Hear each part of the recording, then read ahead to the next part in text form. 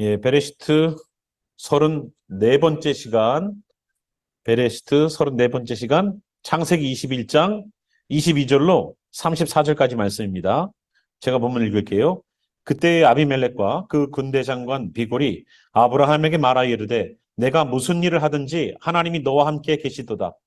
그런즉 너는 나와 내 아들과 내 손자에게 거짓되이 행하지 아니하기를 이제 여기서 하나님을 가리켜 내게 맹세하라. 내가 내게 후대한 대로 너도 나와 내가 머무는 이 땅에 행할 것이니라. 아브라함이 이르되 내가 맹세하리라 하고 아비멜렉의 종들이 아브라함의 우물을 뺏은 일에 관하여 아브라함이 아비멜렉을 책망하매 아비멜렉이 이르되 누가 그리하였는지 내가 알지 못하노라. 너도 내게 알리지 아니하였고 나도 듣지 못하였더니 오늘에야 들었노라. 아브라함이 양과 소를 가져다가 아비멜렉에게 주고 두 사람이 서로 언약을 세우니라. 아브라함이 7암양 새끼를 따로 놓으니 아비멜렉이 아브라함에게 이르되 이 7암양 새끼를 따로 놓으면 어찌미냐.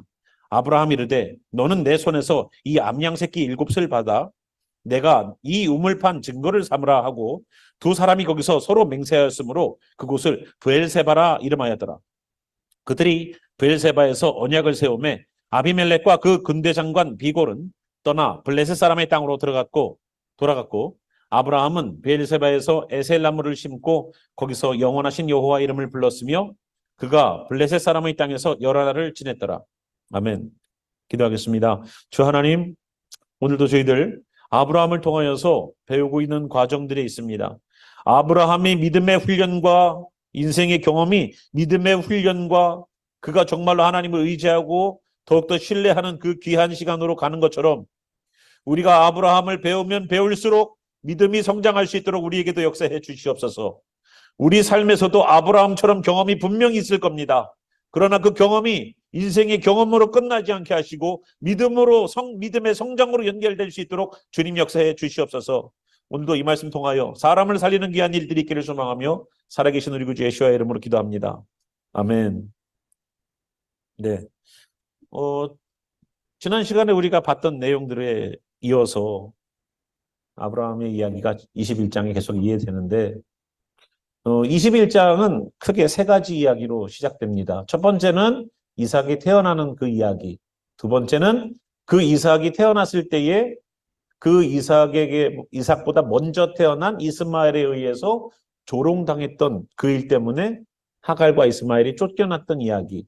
그리고 세 번째 이야기가 바로 오늘 아비멜렉과 그 군대 장관 비골이 아브라함과 언약을 맹세, 동맹을 맺는 그러한 이야기들을 우리에게 얘기해주고 있습니다.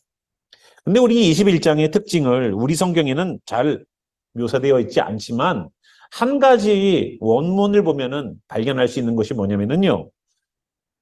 21장 거의 대부분 8개인가의 절 빼놓고는요. 다 그리고로 연결돼요. 그리고 이렇게 했다. 그리고 이렇게 했다. 그리고 이렇게 했다. 매 절마다 앞에 그리고가 있어요. 그럼 뭐예요? 21장의 첫 번째 1절부터 시작해서 34절까지 이야기는 하나의 국숫가닥 하나 딱 물면은 쭈루루룩 연결돼갖고 끝까지 한 가닥이 가는 것처럼 스토리가 세 개의 디퍼런트 스토리지만 이게 다 연결되어 있는 스토리라는 거예요. 이해되시죠?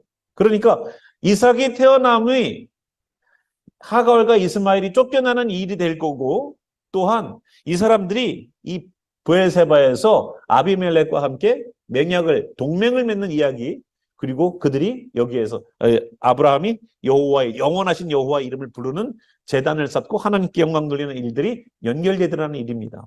연결되는 일이에요. 첫 번째 우리 이삭이 태어나는 이야기는 어떻습니까? 이삭이 태어나는 이야기는요. 그 나이에 아이를 갖는 것도 기적이지만 히브리서 말씀을 보니까요. 하나님께서 사라에게 힘을 주셔가지고 사라가 아기를 낳은 거예요. 그냥 낳은 게 아닙니다. 그래서 사라가 아기를 낳을 때에 그 아기를 낳는 그 힘은 믿음에 관한 그 이야기라고 뒷부분에 나옵니다. 자, 그 이야기가 네. 예, 제가 히브리서 정확하게 뒤쪽 11장 어디에 나오는데 사라가 아기를 예, 11장 11절 보니까 믿음으로 사라 자신도 나이가 많아 단산하였으나 잉태할 수 있는 힘을 얻었나니 이는 약속하신 일을 믿으신 줄 알았다는 거예요. 그래서 하나님께서는 신실하시니까 내가 잉태하고 낳을 것도 믿고 나아갔다는 겁니다. 여러분, 아기를 그 연세에 가져서 갖는 것도 기적이지만 낳는 것도 기적이다 말씀드렸어요. 그래서 그 하나님의 도우심 때문에 아기가 태어났는데 이 하나님의 기적으로 태어난 이 아이를 이름 때문에 이삭이라는 그 이름 때문에 그랬는지 그 이스마엘이 계속 장난하고 놀리는 거예요. 한 13살 정도 차이가 나니까 13살 정도 차이가 나니까 한참 짓궂게 장난할 때 13살이면 중학교 한 1학년? 그 정도 될 때죠. 거의 중2병이 거의 가까이 와 있는 무슨 말을 하더라도 반대로 하는 뭐라고 말해도 승질부터 내는 그런 때잖아요. 그런 때에 이삭을 계속 놀리는 거예요. 야, 네 이름이 이삭이지. 그가 웃다. 계속 놀리는 거예요. 그것 때문에 사라가 굉장히 스트레스 받았어요. 그래서 몇 번 워닝을 줬겠죠. 에이, 이스마엘 하지 마라, 하지 마라, 하지 마라 해도 말을 하는 거예요. 더 강도가 심해지는 거예요. 그러니까 이것이 고민이 되고 아브라함에게 남편에게 얘기를 한 거예요. 아브라함이 그 한두 번 얘기 들었겠습니까? 그러니까 그 일이 결국은 기도가 되고 하나님께서 사라의 말대로 내보내라 라는 말 때문에 내보내게 됐어요. 그런데 거기서 갈등이 끝나는 게 아니더라고요. 갈등이 무슨 갈등이 있었냐면 오늘 본문 가운데에 중간쯤 얘기가 나오지만 먼저 있었던 일이 뭐냐면 우물을 팠는데 우물을 빼앗기는 일이 있었어요. 그 일이 먼저예요.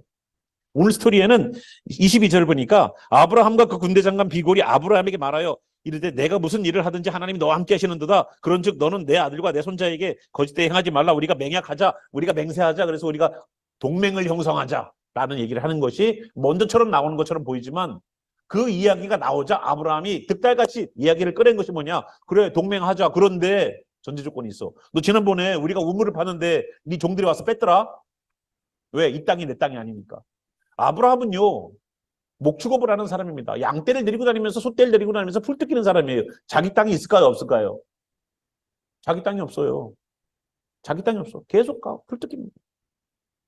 한국에서는 양봉하시는 분들이 꽃이 올라오는 남쪽부터 해갖고 꽃이 올라오는 시기에 따라서 트럭에다가 잔뜩 벌통을 이고서 저 제주도의 유채꽃부터 시작해갖고 다 유채꽃이 있는 곳에서 유채꿀을 따고 조금 더 올라오면 아카시아 피고 진달래가 피고 하는 그 지역에 따라서 계속 벌통 들고 올라와갖고 결국은 꽃이 어느 정도 마무리가 될 때쯤 돼갖고 집에 오시더라고요.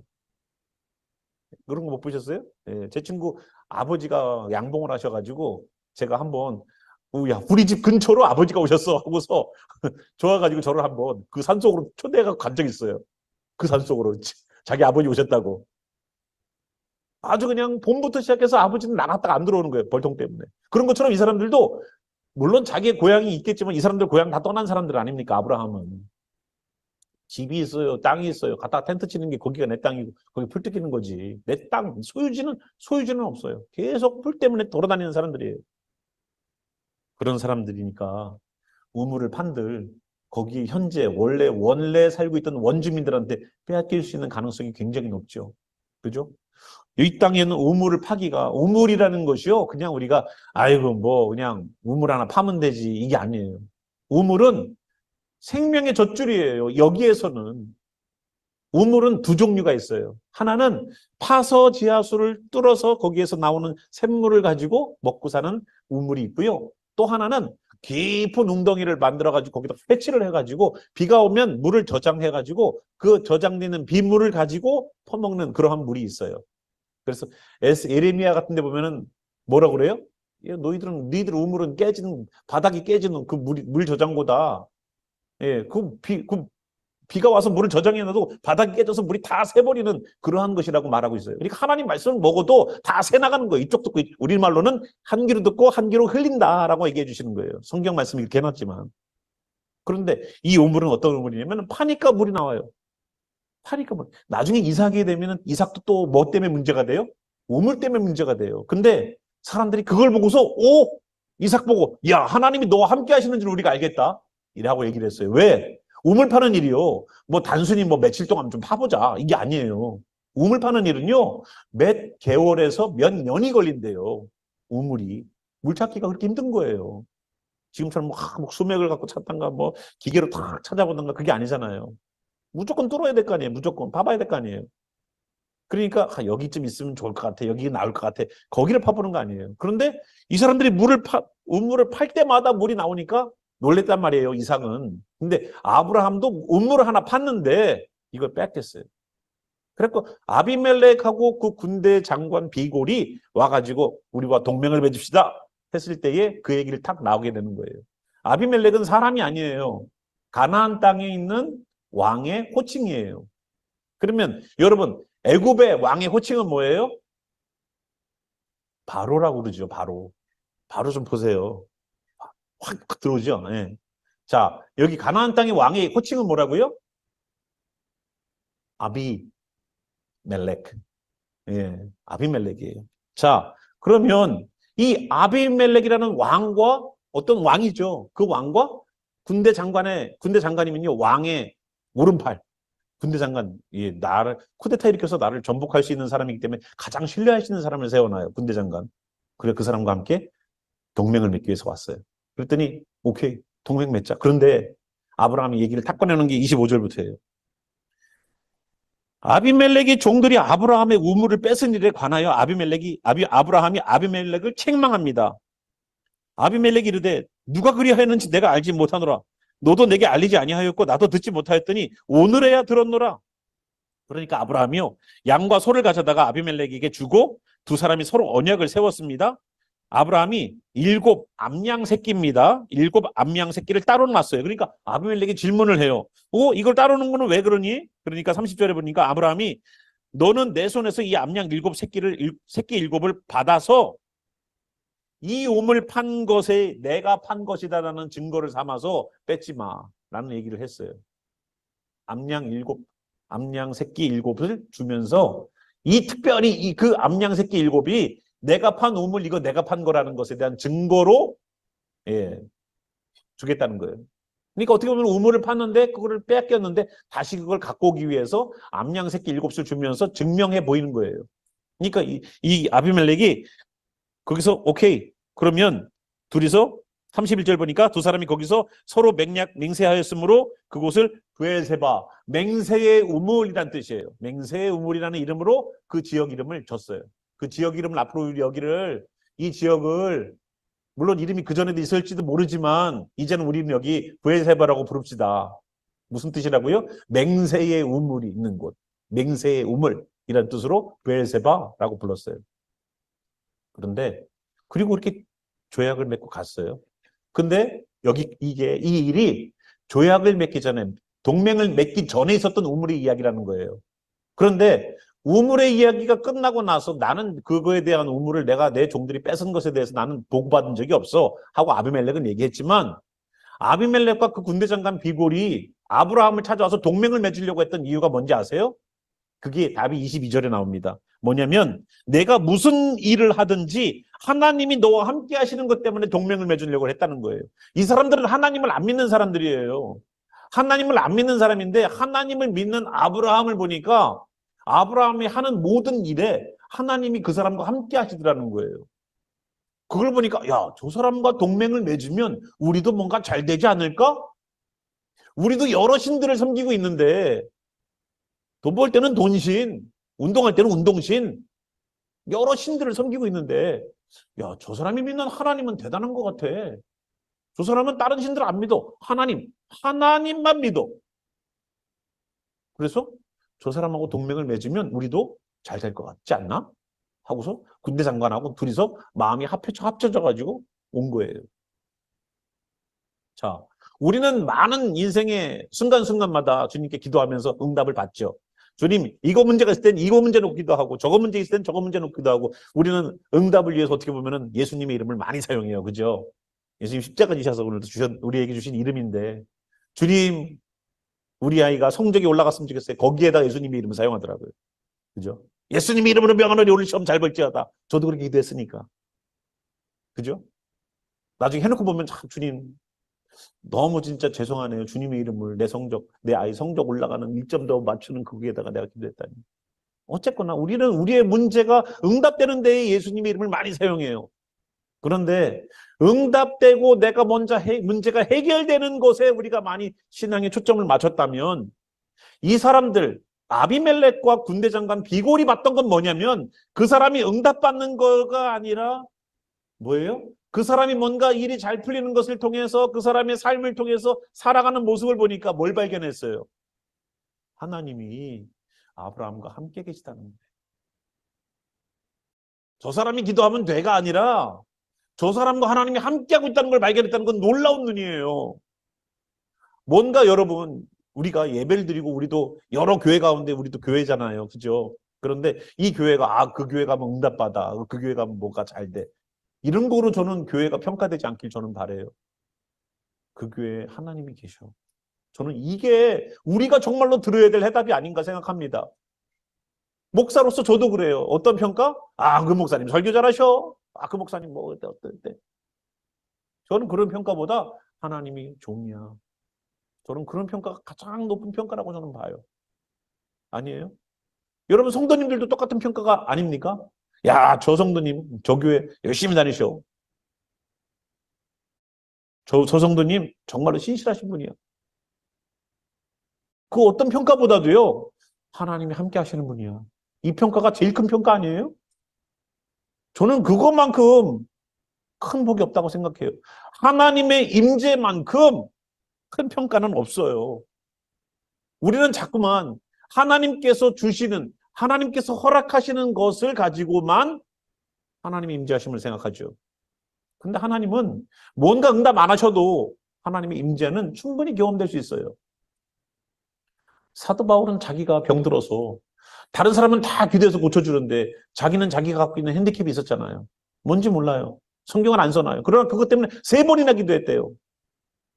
그럼에도 불구하고 하나님 뭐라고 하셨어요? 네 은혜가 너에게 족하도다. 야, 그만 기도해라. 너는 정말로 지금까지 충분하게 은혜를 받았어.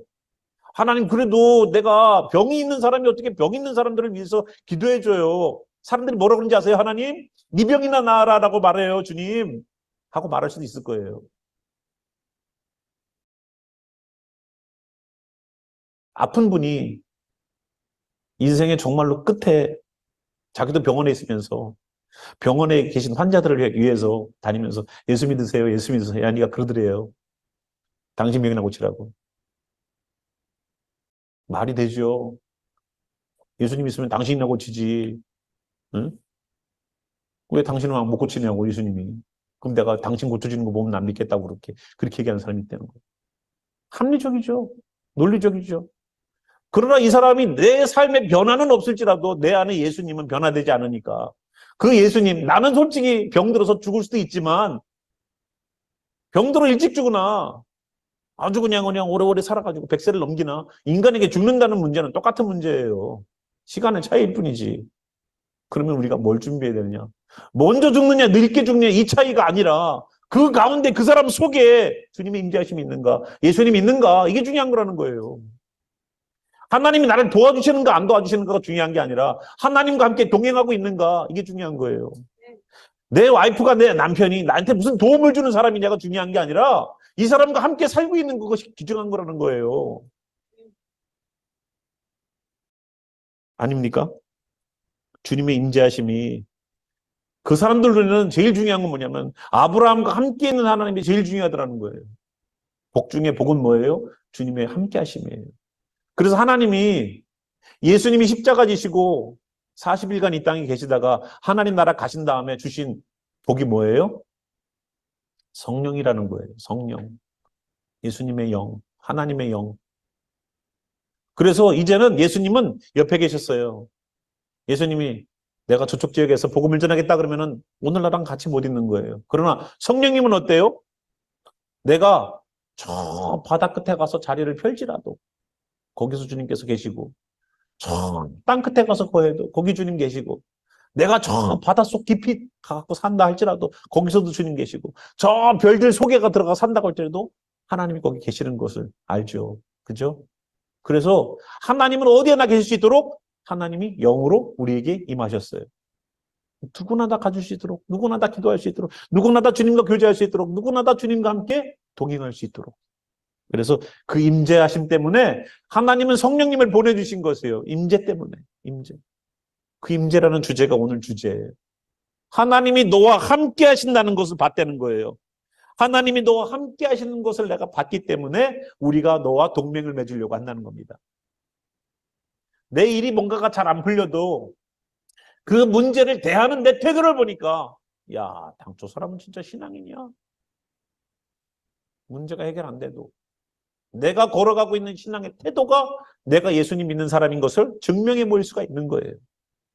임재하심을 알 수 있는 거예요. 야, 어떻게 저런 상황에도 감사할 수 있지? 아까 우리 예배 전에 우리가 감사할 수 없는 부분에 대해서 감사하자고 그랬죠. 감사할 수 있는 거 감사하는 게 아니라 감사할 수 없는 부분과 없는 상황이 있어요, 없어요? 있죠. 어떤 분은요, 그게 사람일 수 있어요. 야, 주님, 저 사람을 위해서는 감사가 전혀 안 나오네요. 사람일 수 있어요. 환경일 수 있어요. 문제일 수 있어요. 근데 그 부분을 놓고서 감사해 보세요. 그러면요, 여기에서요, 감사가요, 팍 터져버려요. 야, 내가 감사의 정말로 은혜와 감사의 그 댐을 탁 막아놨던 그것이 그 부분이었거든요. 내가 감사치 못하는 부분. 근데 그 순문을 딱 열어버리니까 물이 그냥 쫙 나가는 것처럼 감사가 폭발돼 버려요. 그 부분. 그래서 함께 감사에 대한 이야기들을 했는데 그 감사에 관한 이야기가 터지고 나니까 감사가 술술술술 나오기 시작하는 거예요. 이것도 감사, 저것도 감사, 감사가 막 터져나오기 시작해요. 내 인생에 변화되는 거는 아무것도 없을지라도 감사가 터져나오기 시작하니까 내가 상황은 안 바뀌어도 현장을 살아가는데 담대함과 믿음은 더욱더 굳건해지는 거예요. 갈등의 문제? 있어요. 생존의 문제예요. 아비멜렉이라는 것은 한 나라의 왕과 군대 장관이 찾아왔어요. 만약에 우리가 동맹을 했으니까, 조약을 맺었으니까, 오늘 이렇게 서로가 이제 각자 갈 길로 갔지요. 동맹을 만약에 내가 동맹을 합시다 그랬는데 손을 내밀었는데 거절했다고 치자고요. 어떻게 될 것 같습니까? 오늘 이야기가 완전히 반대로 됐다고 생각해 보세요. 동맹을 맺으려고 했는데 안 됐다고 생각해 보세요. 그럼 어떻게 되겠어요? 우물을 뺏는 이미 갈등의 관계라는 거예요, 먼저. 아브라함과 이 지역에 있는 이 나라의 왕과는 이미 갈등의 관계예요. 근데 그 갈등의 관계가 동맹을 안 맺으면 어떻게 될까요? 전쟁이죠. 전쟁이죠. 군대 장관 데리고 왔잖아요. 상황이 안 돼버리면, 그래? 그럼 우리는 힘을 통해서 당신을 몰아낼 거야. 우리나라에서. 지금 아브라함 있는 지역은 블레셋 땅이에요. 그리고 32절 보니까 그들이 브엘사베에서 언약을 세움에 아비멜렉과 군대 장관 비골은 떠나 블레셋 사람의 땅으로 돌아갔대요. 그럼 이 사람들도 블레셋인이에요. 그럼 이 사람들도 팔레스틴이라고요. 지금은 싸우고 있지만.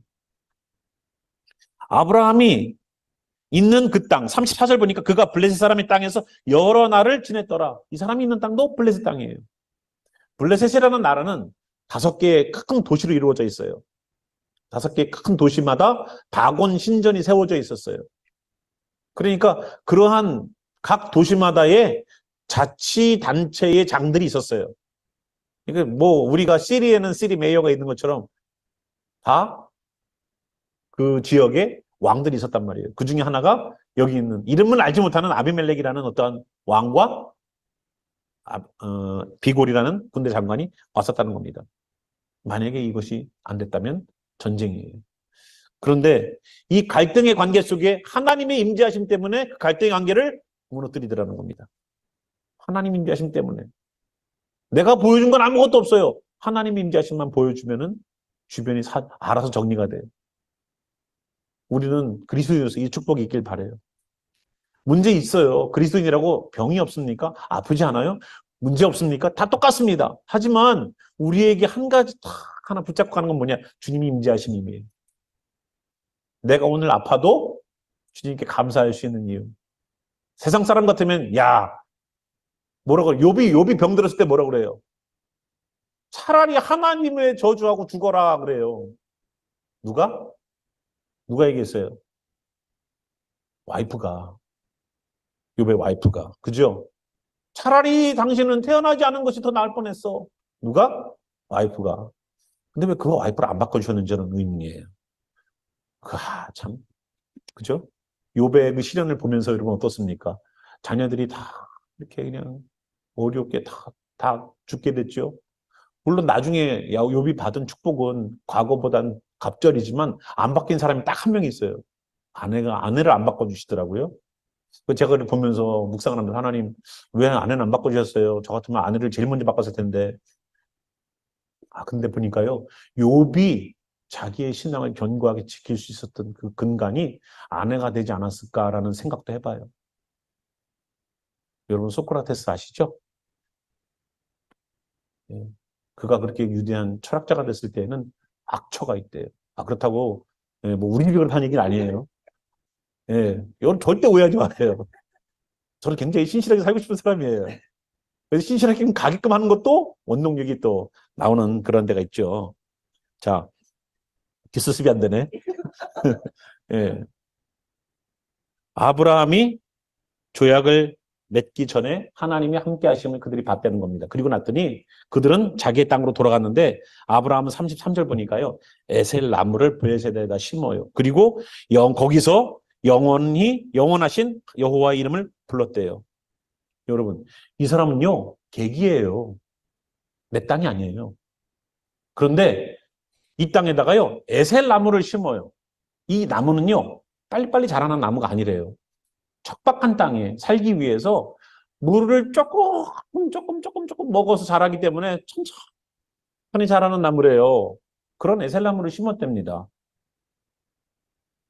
근데 이 에셀나무가요, 이 아침에 온도차가 심하지 않습니까? 광야 지역이라. 그러면 잎사귀가 꼭 보니까요, 향나무 비슷한 그 뾰족뾰족한 사철나무 같이 생겼어요. 이해되시죠? 그런데, 이게 소나무도 아니고요. 소나무는 길고 뾰족한데 이거는 이렇게 스파이키한데 이렇게 돼, 이렇게 손처럼 이렇게 돼 있는 거 있잖아요. 그렇게 돼 있는데 여기에 염분이 잔뜩 머금은 수분이 맺혀진대요. 아침에. 그래서 반짝반짝 거린대요. 그러면서 이 수분 때문에 찬 공기가 밑으로 들어가서 위에는 수분을 계속 증발시키기 때문에 이 밑에는요 굉장히 좀 시원함을 많이 느낄 수 있대요.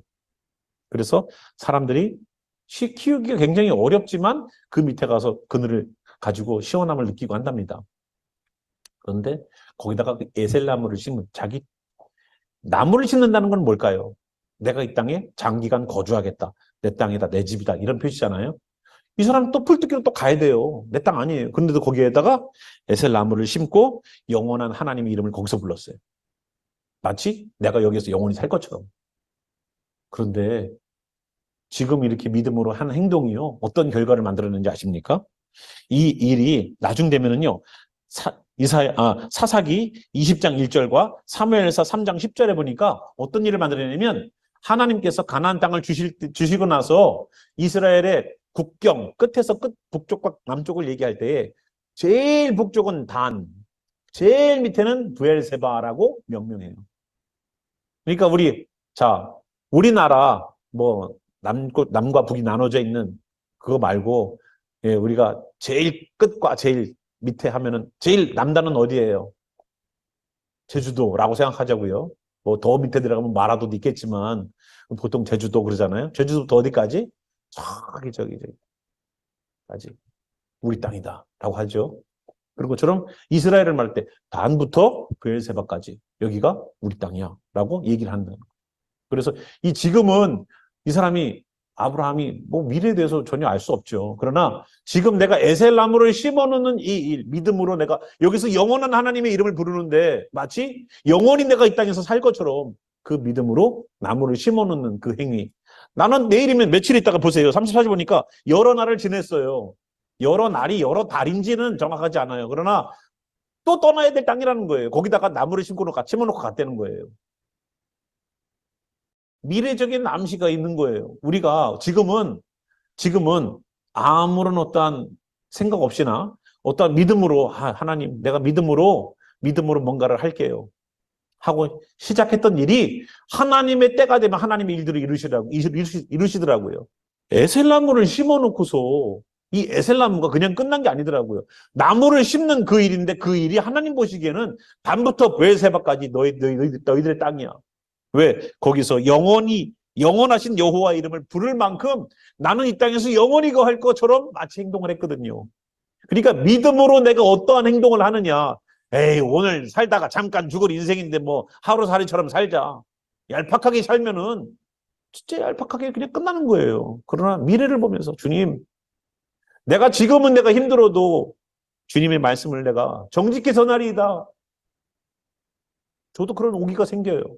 그런 각오와 결단이 생겨요.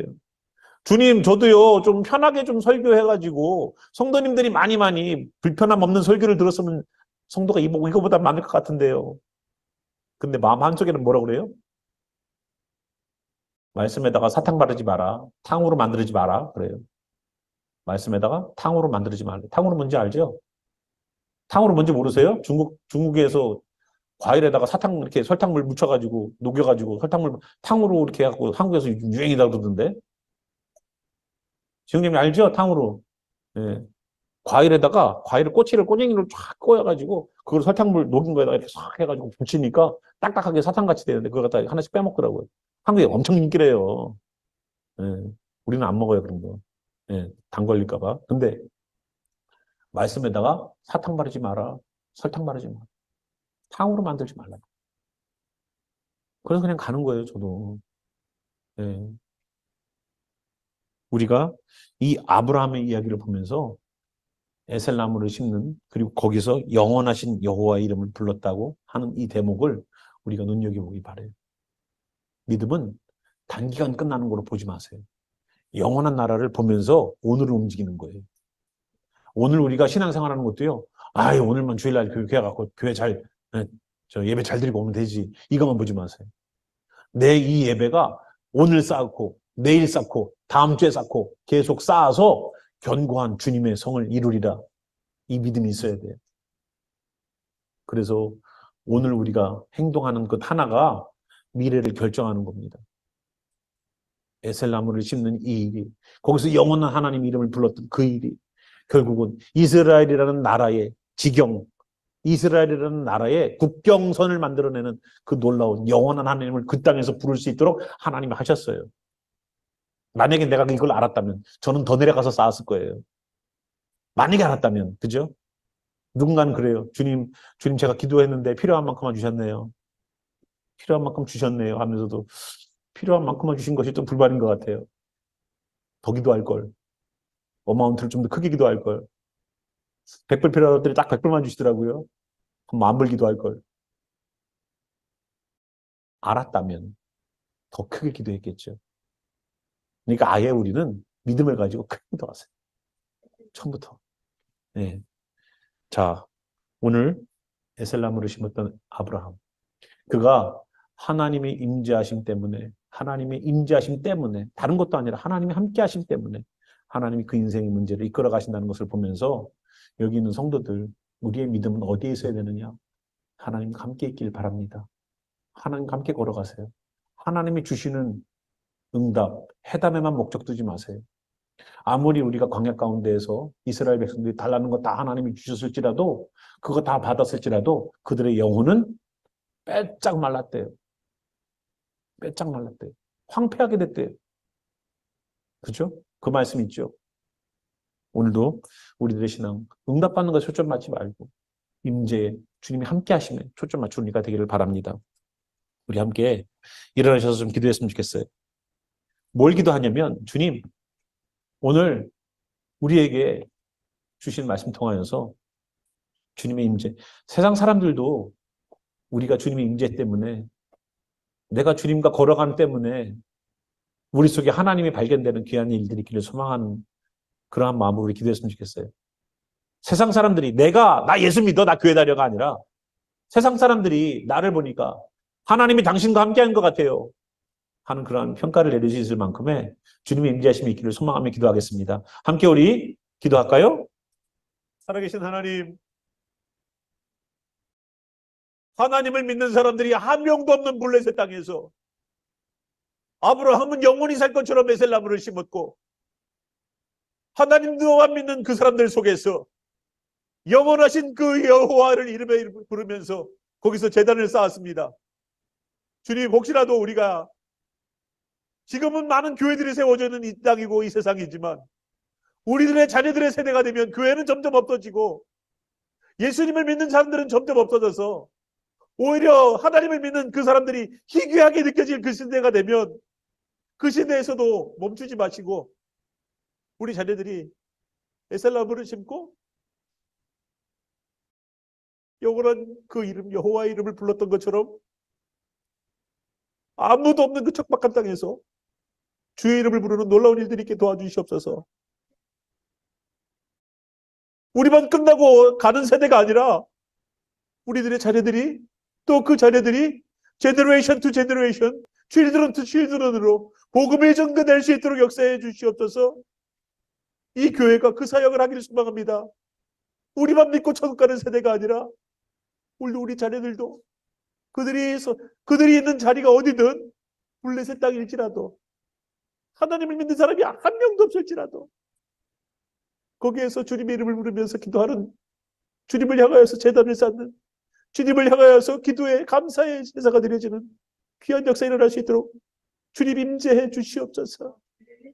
그 임재하심 때문에 이 사람들이 서 있는 그곳이 교회가 되게 하시고 예배처가 되게 하시고 기도처가 되게 하시고 성령이 임재하시는 자리 되게 도와주시옵소서. 오늘도 그 현장을 놓고 기도합니다. 주님이 없지만 주님을 담아가는 우리를 통하여서 복음이 다시 시작되는 그 현장을 놓고 기도합니다. 주님 역사하소서. 오늘도 함께 하실 주님, 우리가 다음 세대를 놓고 기도할 때에 주님 들어주시옵소서. 오늘도 주님의 임재하심을 꿈꾸는 이들에게 하나님의 임재하심과 예수님께서 자기 몸을 찢으시면서 성령을 부어주심과 성령님이 오셔서 우리 가운데 내주하시는 성령님의 역사가 영원히 우리가 거한 곳을 예배처로 만들고 우리가 모인 그곳을 기도처로 만드는 귀한 역사를 일으키려고 하는 성도들에게 영원히 함께 계시기를 영원하신 여호와의 이름 예수아로 감사하며 축원하며 기도합니다. 아멘.